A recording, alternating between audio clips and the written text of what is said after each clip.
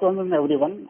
On behalf of Elara Securities, we welcome you all for the Q1 FY21 conference call of NHPC. I take this opportunity to welcome the management of NHPC, represented by Mr. A.K. Singh, Chairman and Managing Director, and other directors who are present. So we will begin the call with a brief overview by the management, followed by Q&A session. I will now hand over the call to Mr. A.K. Singh for his opening remarks. Over to you, sir. Good afternoon, friends. I sincerely hope that you all and your family are keeping yourself healthy and safe these days amid the global health crisis, and let us hope that the entire world gets rid of this at the earliest. Friends, the board has adopted Q1 financial results for the period ended 30th June 2020 in its meeting held on 31st August 20. The same has already been communicated to Exchange. By now, I hope you all would have got chance to go through the quarterly set of numbers. First, I will just touch upon major highlights. Number one, during Q1 FY21, our power stations have achieved generation of 8113 million units versus 8581 million units generated in corresponding period of the previous year, excluding informed power of 94 million units of Parvati 2 power station during Q1 FY21, which is about 5% lower, that is 468 million units, which is mainly due to shutdown of the 2 units of Chemera 2 power stations, which are under restoration and the lower water availability. Our PAF for Q1 FY21 stand 90.98% against the corresponding previous period PAF of 90.97%, which is almost flat. During Q1 FY21, company has earned revenue from operation of rupees 2519 crore as against 2421 crore in corresponding previous period, which is about 4% higher, that is 98 crore. During Q1 FY21, we have earned PAT of rupees 723 crore versus 881 crore corresponding period, which is down by rupees 158 crore, that is 18% approximate. On physical front, we have shared the active construction work at Subhadri lower project has been fully resumed with effect from 15th October 2019 after clearance by Honorable NGT on 31st July 19. However, due to COVID-19 complete lockdown, work at site was on hold during the period 24th March 2020 to 20th April 2020. Again resumed with effect from 21/4/2020 with deployment of required manpower. However, we are trying our best to complete the project by FY 2024. We have already shared that Unit 1 and 2 of Parvati 2 projects were got synchronized on 28 April 2020 and 29 April 2020 respectively. Further, Unit 3 and Unit 4, 200 megawatt each of Parvati hydroelectric projects were also synchronized with the grid on 6 July and 7 July 2020 respectively. We are trying to complete the remaining terminating work with the help of TBM and DBM, both to complete the project by FY22. In respect of Devang Multipurpose Project 2880 megawatt, where forest clearance stage 2 approval has been granted and investment approval towards pre-investment activities for rupees 1600 crore obtained. PIB memo for implementation of the project system submitted to Ministry of Power on 10 July 2020. In respect of Jal Power Corporation Rangit project 120 megawatt in Sikkim, where NHPC has emerged as a successful bidder with a bid of rupees 165 crore, NHPC requested resolution professional to explore the possibility of expediting the matter with the Honorable NCLT Hyderabad for approval of resolution plan. In this regard, application for urgent hearing was allowed by NCLT on 26 June 2020. In the recent hearing held on 31st July 2020, the matter was discussed in detail, but the order has been reserved. Reply to the comments of various agencies and draft PIB memo for implementation of the project system submitted by NHPC. An MOU has been signed on 22nd June 2020 with Hydropower Investment and Development Company Limited HITCL Nepal for development of hydropower projects in Nepal. Further, NHPC is also keen to participate in the proposed Darjeeling 1125 megawatt and Sankos 2585 megawatt hydroelectric project in Bhutan. In respect of Ratle hydroelectric project JNK 850 megawatt, an MOU was signed on 3/2/2019 for implementing through a JV between NHPC and JK SPDC. In this regard, PIB meeting already held on 9 March 2020, and recently a meeting was convened by advisor to Honorable Prime Minister on 1st August 2020 and discussed the same. Discussed the issue associated with the implementation of Ratle hydroelectric project. Again, a meeting has been fixed on 7th of September for the PIB. An MOU was signed on 25/9/19 with the government of Himachal Pradesh for execution of Dugar hydroelectric project 449 megawatt by NHPC on good basis for a period of 70 years. The DPR of the project prepared by the earlier developer of the project, that is Messrs. DHPL, has been taken over and the joint site visit has been conducted recently by officials from NHPC and Messrs. DHPL. The updation of DPR is under process and is expected to be prepared and submitted by the end of this year. NHPC has diversified its portfolio and includes solar power business and has given letter of award to solar power developers for interstate transmission system ISTS grid connected photovoltaic projects aggregating to 2000 megawatt installed capacity.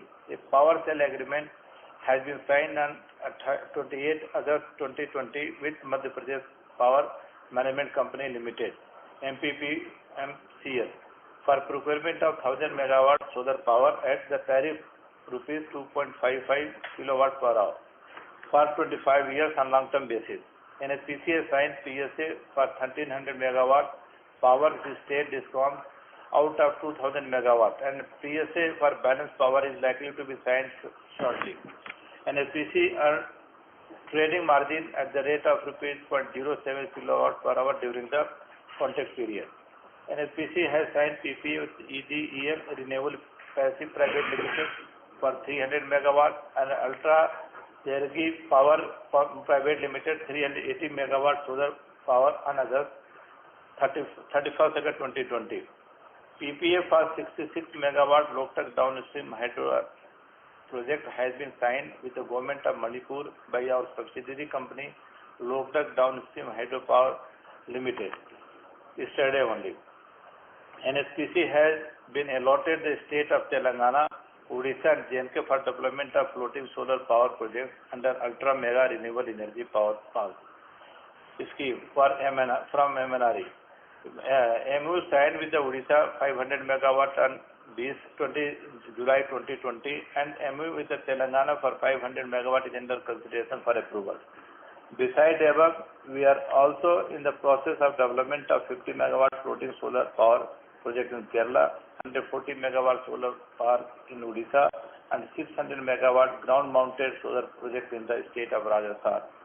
We are also in discussion with the state government of Rajasthan for development of solar power projects of 1200 megawatt capacity in the state under UMREPP.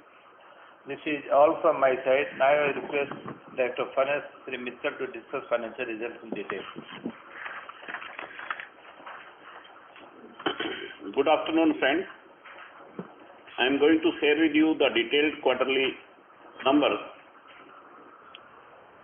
As you know, the board had adopted the quarter one results ending June 2020 in its meeting held on 31st August 2020, and the same were communicated to the exchanges. The brief highlights of the financial results of the company are as under.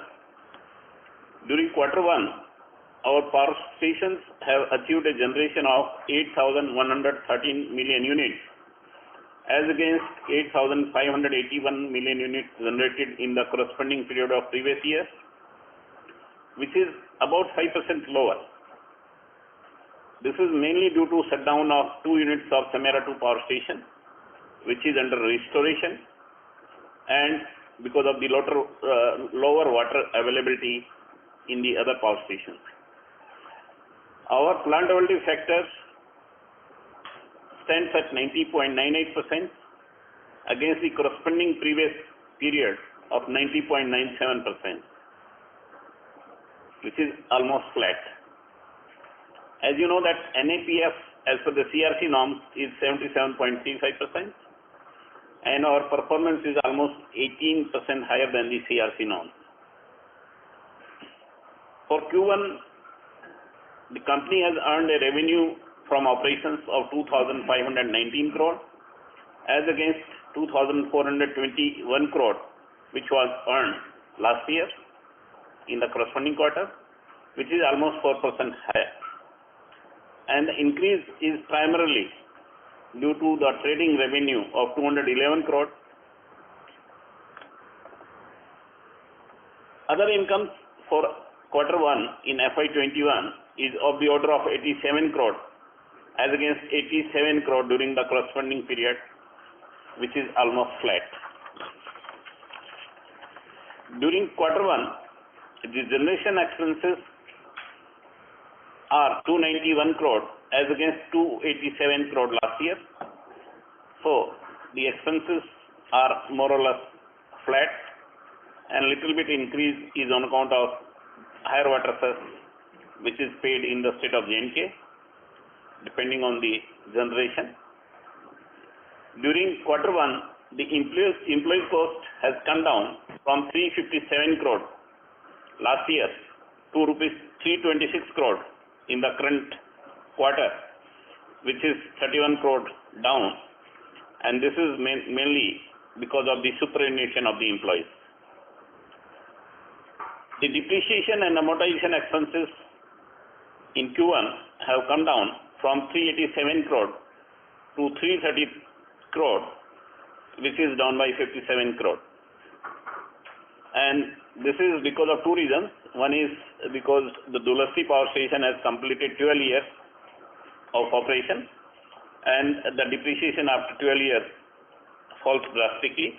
So impact is 55 crore, and there is a little bit impact because of the increase in the life of the hydropower stations from 35 years to 40 years.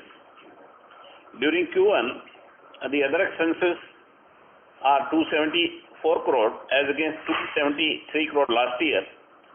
So this is also identical to the figure of the last year, and the figure is flat. During Q1, there has been increase in the finance cost from 237 crore. From rupees 237, there has been a decrease. It's not increase, it's a decrease in the finance cost from 237 crore to 147 crore, and the decline is 90 crore. This is because in the current year, we have capitalized the finance cost of Subansiri project, 69 crore, post resumption of active construction, whereas in the last year, this amount was booked in the PL account. The balance decrease of 21 crore is because of the repayment of loan and refinancing of loan, etc. During Q1, an exceptional item of 185 crore on account of one-time rebate, which has been allowed to DISCOM for the COVID, has been factored, and because of this, the profit has declined to that extent. Although the end result on the bottom line is lesser than 185 crore, the total decline in the profit is only 158 crore. During Q1, we have earned a PAT of 723 crore as against 881 crore last year, which is down by 158 crore. And the reasons for the increase or decrease in the line items, various line items, which is resulting into the decline of 158 crore, have just been discussed. The incentive position is under the plant ability base factor incentive. Last year it was 141 crore, this year it is 148 crore. So there is an increase of 7 crore. Deviation charges Last year it was 19 crore. This year it is 35 crore. So there is an increase of almost 16 crore. So our total incentives are higher by 22 crore as compared to the last year, corresponding quarter of the last year. Our capex in the Q1 is 646 crore as against 334 crore in the corresponding period of the previous year. The anticipated cost of Parbati 2 project is 9,997 crore, for which we have already sought a revised cost sanction from the government, and out of this we have already spent 8,260 crore till June 2020. The estimated levelized tariff based on the anticipated cost of the project is 5 rupees 61 paisa per unit. The revised cost of Subansiri project is 20,369 crore, out of which we have already spent 12,326 crore till June 2020. The estimated levelized tariff based on the estimated cost is 5 rupees 17 paisa per unit. The status of receivables, we have collected 997 crore from the DISCOMs against sale of energy as compared to 1,385 crore in Q1 of the last year. Trade receivables as on 30 June 2020 stands at 4,672 crore as against 3,818 crore as on 31st March 2020. So roughly there is an increase of almost 850 crore in the trade receivables. The major dues are from J&K 1,843 crore, which include 1,753 crore for more than 45 days. UPPCL 1,380 crore, which include dues of 1,257 crore for more than 45 days. Punjab 305 crore, which include 256 crore overdues. West Bengal 170 crore, it include 110 crore which is due for more than 45 days, and there are others also. So that sums up the entire figure of receivables. So with this, now the forum is open for question and answer. Thank you very much. Thank you.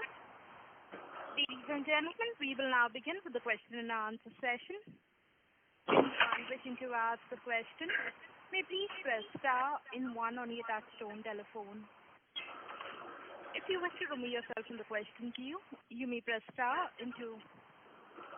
Participants are requested to use handsets while asking a question. Ladies and gentlemen, we will wait for a moment while the question queue assembles.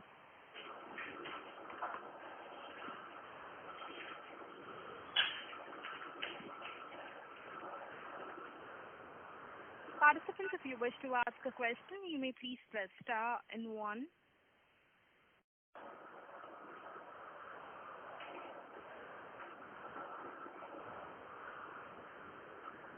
A reminder to the participants, anyone wishing to ask a question may please press star and 1.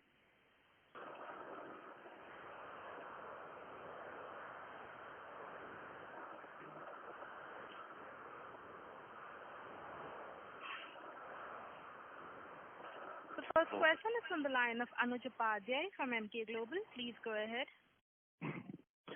Yeah, hi. Thanks for the opportunity, sir.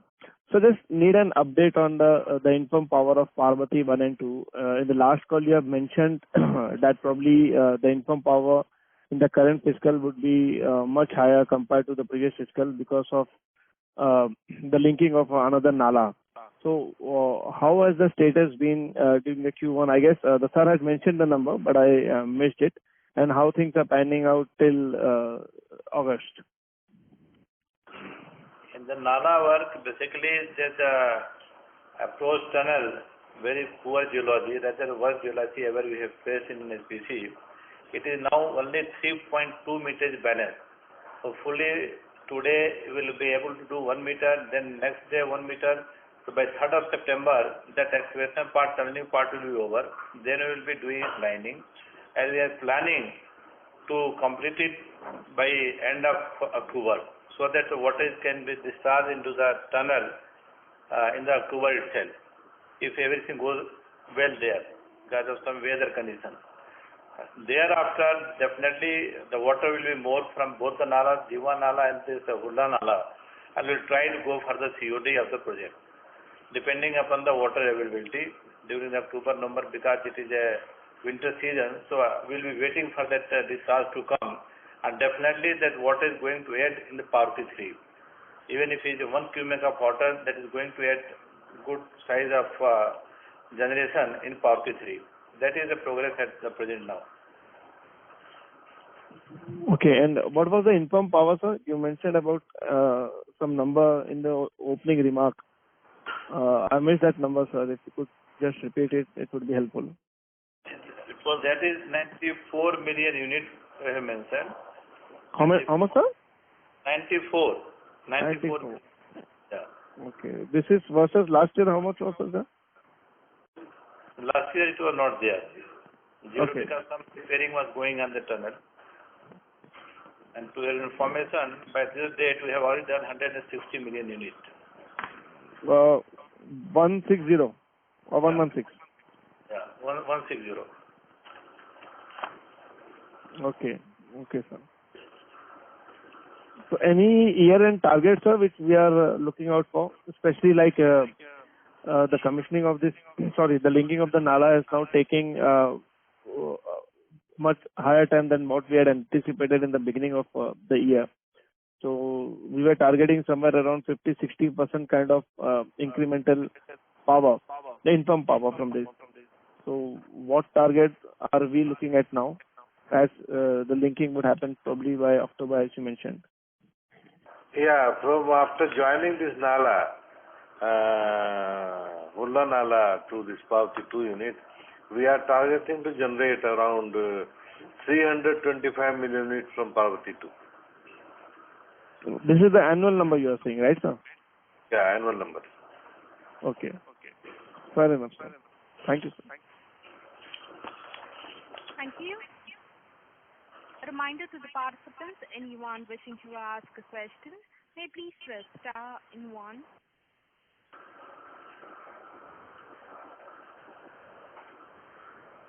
The next question is from the line of Rupesh Sankhe from Elara Securities. Please go ahead. Yes, sir. A couple of questions from my side. Firstly, over the next 2 to 3 years, what will be the equity which will be required in the ongoing projects?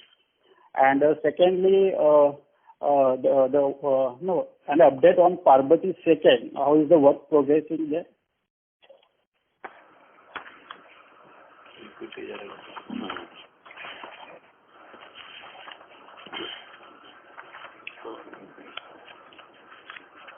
About the physical progress of the Parvati 2, we have already planned for this 21-22 financial year.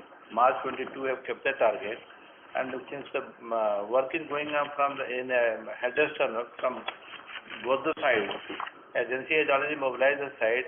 So if everything goes well, definitely we are going to complete before March 22. This is for the physical, things are going well. And for the CapEx, DF will tell. Yeah. You see, the equity requirement in 2020-21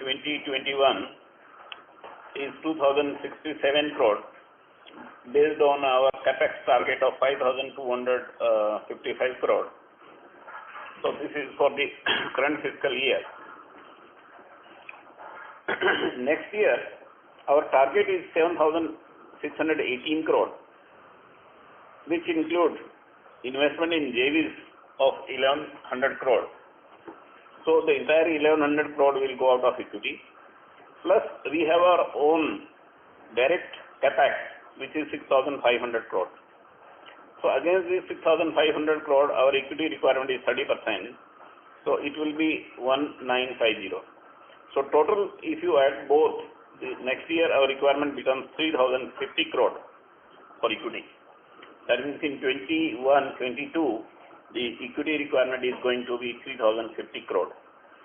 22-23, our investment in JVs will be 845 crore, which include Lanco Tistas, our subsidiaries, China Valley, and other like Jal Power, etc. And our direct investment in the capex will be 7,300 crore. So 30% of that will be roughly 2,190 crore plus 845 crore.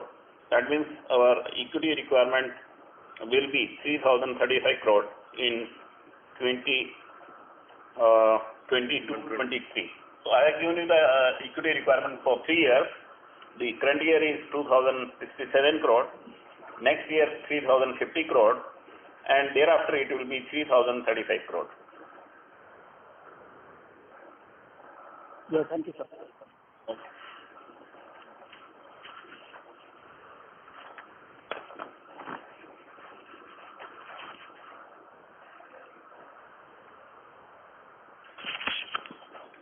So should we move on to the next question? Yeah. The next question is on the line of Rahul Modi from ICICI Securities. Please go ahead. Good afternoon, sir, and congratulations for good numbers. Sir, of late you've made some very interesting announcements with regard to renewable projects that as a company you would like to set up, along with announcements in Ladakh and, as you mentioned in Rajasthan also. So can you give a roadmap as to, how much capacity are we targeting, which are the legs that we are looking at across the country in terms of renewable capacity? Actually, at present we are targeting for around 6,000 to 7,000 megawatt, and some discussions also going on. We got number of schemes are there. So mostly we are talking for the RFS scheme, where we can just take the land and develop the solar park and go as a trading business in that by giving the land other things. And in small patches, say 100 megawatt, 50 megawatt, number of places we are targeting for as a developer mode. So all the everywhere the things are in moving in a good condition. We are talking the UP also. Even today there was a meeting in the Ministry of Power in the UP government for some PPA. Odisha we have already signed the MU, and some discussion is going on for signing of the joint venture. Similarly in the eastern UP also, their land is there, we have surveyed, and the land is around 10,000 acres. We can develop more than 1,000 megawatt there also. And there are some. So we are talking and in discussion with a number of states, and it is at present around say 6,000 to 7,000 megawatt. So this will be mostly on a trader mode, sir, is it? Trader mode, mostly on a trader mode, but definitely out of 7,000, try that at least 600-700 megawatt. We do the capacity less than 100 megawatt in the developer mode. Okay. And sir, what about the Ladakh program? Ladakh, we have discussed there is 50 megawatt project, and the Ladakh government sometimes thinking for an SPC, sometimes for SECI, but they are still they have not decided we want to give it, but the things are the card is still there. We are pursuing with them. So 50 megawatt is we are going for that, not more than that now. Right. So just one more question on the Parbati and the Subansiri projects where you mentioned that the levelized tariff is above 5. Any dialogue with CRC how to reduce the tariff while protecting our ROE?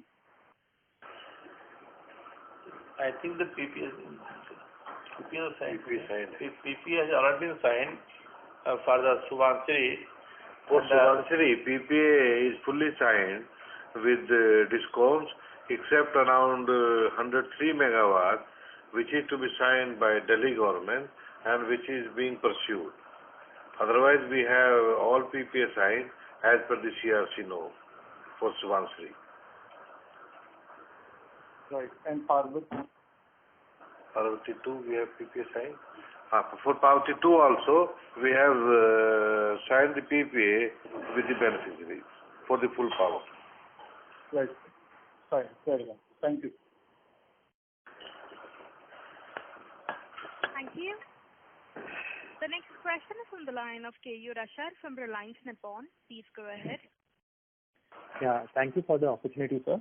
So I had a question on the receivables. So sequentially, we have seen receivables increase from about 3,800 crores to about 4,700 crores. So just wanted to understand how has the experience been in July, August? Has the number come down, and the PSP, REC, Discom loans they have started flowing, and thoughts on that? From REC and PSC, discussion is going on, and hopefully very soon we are going to get around 1,800 crore. We have discussed Chairman PSC and Chairman REC also. Some formalities had to be done by the UT of J&K. So it is on the card, and very soon we are going to get that money.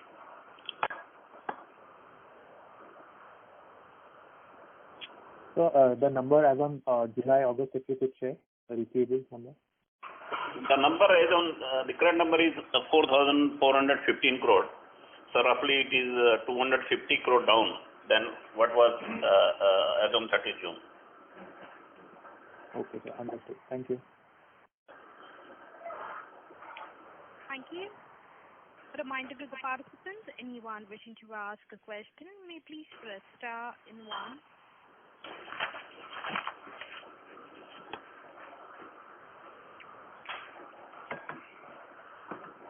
Participants, if you wish to ask a question, you may please press star and one.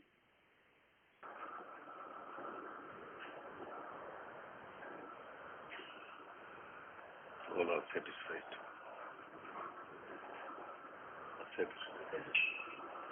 Big market ka time na. The next question is on the line of Ankur Deora from Bank of America. Please go ahead. Hello, sir. I have two questions. First is on the receivables. You did share the number as on June end as well as the current number of around 4,415 crores. Can you share how much of this is the overdue greater than 45 days? This 4,415 crore include overdues of 2,879 crore. Okay. Thank you, sir. And sir, the second question I have is there was some approval from the regulator pending for capex overrun at about 4 of your power plants, Chamera 2, PLDP 3, Seva 2, and all of those of about 10 billion rupees, if I'm not wrong. So, is there an update on that? Has that approval been received? Except for TLDP4, all other approvals have been received before March 2020, and those were booked in the accounts in the last year itself. For TLDP4, we have a pending approval where we are expecting an additional revenue of almost 600 crore. So that is still pending. Okay. Thank you, sir. Thank you. Thank you. The next question is on the line of Anuj Upadhyay from Emkay Global. Please go ahead. Yeah, hi, sir. Just a follow-up question related to the equity investment which you mentioned for the next 3 years. Please correct me, sir. You mentioned the total investment would be, equity investment would be 2,067 crores for FY21. For 22, it would be 3,050. And 23 would be 3,035, right, sir? Right. Absolutely right. So, right. So on standalone, it would be somewhere close to 6,000 odd crores. The balance 2,000 would be for JV, equity investment. Yeah, I mean to say, in the current year also there is equity investor of 600. This 2,000 includes 600 crore for JVs and subsidiaries. So for the JVs and subsidiaries, it is roughly 2,700 crore taken together. Okay. 600 crore plus 1,100 crore plus 845. Got it. So it is around 2,700 crore for JVs and subsidiaries.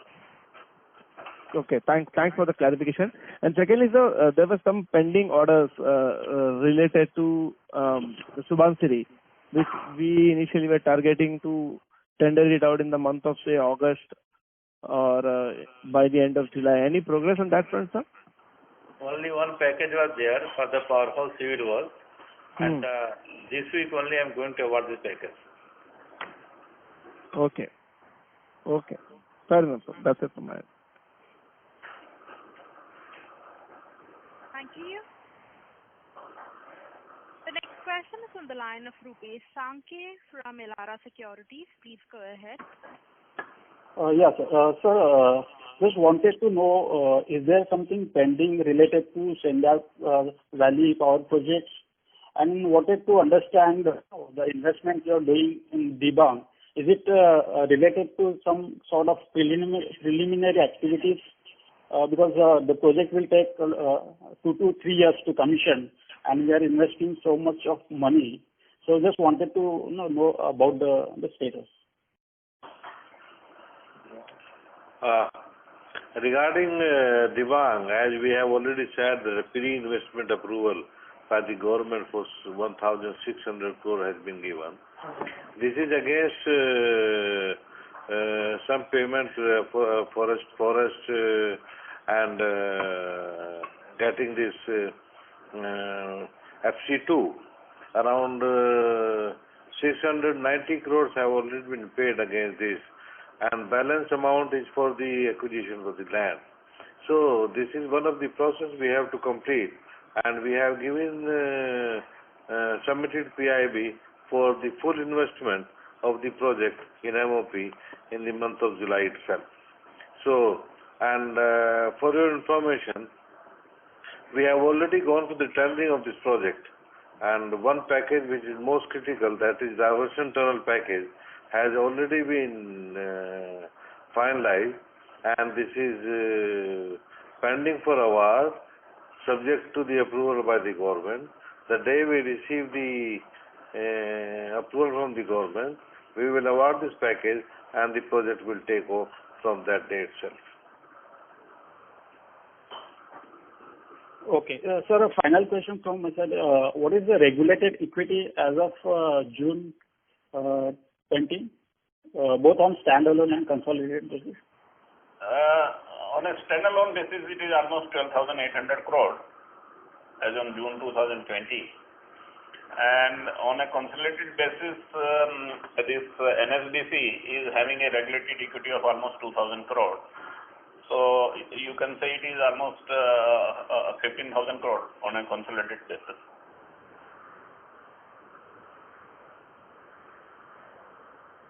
Yeah, thank you, sir. Yes. Thank you. A reminder to the participants, anyone wishing to ask a question, may please press star and 1.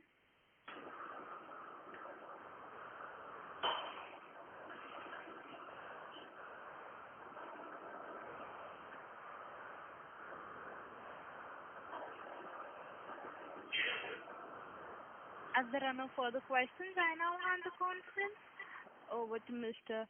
Rupesh Sankhe for his closing comments. Yeah, we thank Mr. A.K. Singh for giving us an opportunity to host this call, and we also thank all the investors and the analysts for joining this call. And good day and take care all.